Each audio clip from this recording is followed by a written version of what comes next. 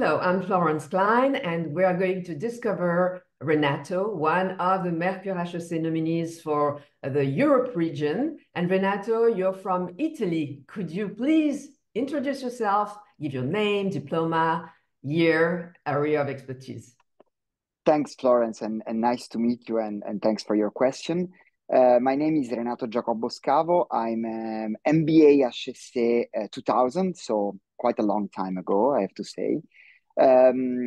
Originally, my background is as an electronic engineer, so I started really doing transistors and stuff like this, and then after the MBA, I moved more to the business world.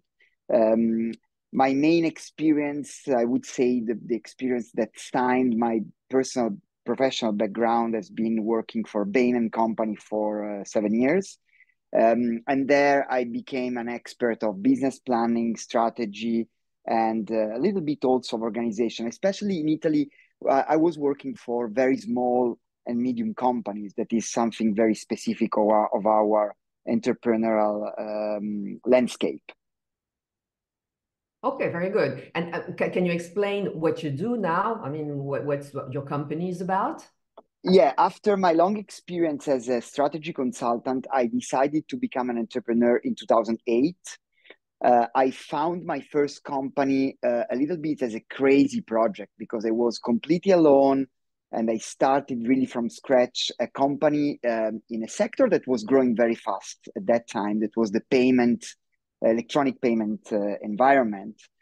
So today the company would have been called a fintech company. Actually, for me, it was just a little software company developing new way of using credit cards through mobile phone and other means, and helping the banks to launch those new systems.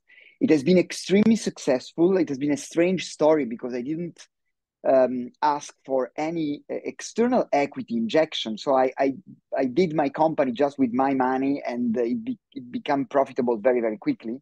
I have to say, very, very lucky. And I sold this company in 2015 to a very big multinational firm.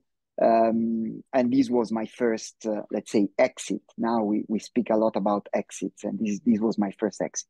In the meanwhile, considering that the company was already profitable and I was already making some money, I decided to diversify a little bit. So I started being an investor in company in the same field.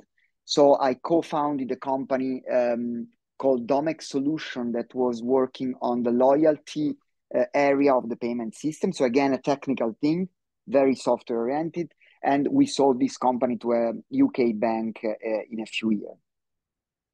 After that, I said, I want to do something different. I want to start up and participate to a venture in the life science world. This has been always my field of interest, even if when I became an engineer, the biotechnology were not so developed. So I decided to completely change environment, and I co-founded a company called Crest Optics that is actually my current company. I'm the CEO of this company. This company followed a completely different path. It followed a path of let's say, a Silicon Valley startup. So I needed a lot of capital to start it up. I raised this capital, and this company followed all the typical path of a modern startup. So seed capital, venture capital, and now it's owned by a private equity UK fund that owns the majority of this company. So the decision here has to be a founder that at a certain point decided that this company shouldn't be anymore dependent on you. So yeah, now I don't have... You're giving your baby to someone else to let it grow, in fact. Exactly. So so now I'm a manager. I'm still, of course, owner of a little part of the company, but I started again to being a manager and not anymore a pure entrepreneur. Just to finish, yeah. Yeah, sorry. No, I was saying, finally, you're a serial entrepreneur, and maybe you can tell us what is the most important quality to be an entrepreneur with all the things you do. I mean, you can give us tips. Yes. I would say that there are two very important things. The first one is obvious, is to be curious.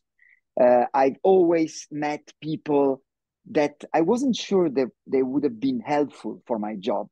But then at the end of the story, many of those meetings were the most important that I had because, if you are curious, you're open to new ideas, and this is very, very important. And the second one is to be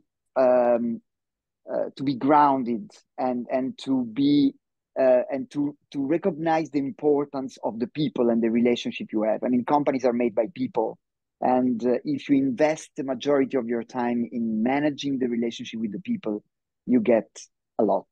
You cannot be an entrepreneur alone. You're absolutely right. The team is so important. Can you tell us very quickly what were your motivations to start such a journey as an entrepreneur, or maybe what was your dream? That's a great question, because since I was a child, everyone was telling me you want to do things with your friends, and so my dream has always been to have the possibility to work with people I could choose. So to be an entrepreneur often means that you can choose the people you work with, and some of them are often and become often very good friends. So my dream was to work with friends, and I started this journey because I wanted to continue working with friends. Well, that's a great dream, and a great. And with all that, I mean, do you have any flaws you can talk about? Well, everyone has a lot of flaws. Um, I'm sometimes a little bit too much a dreamer, and this is something that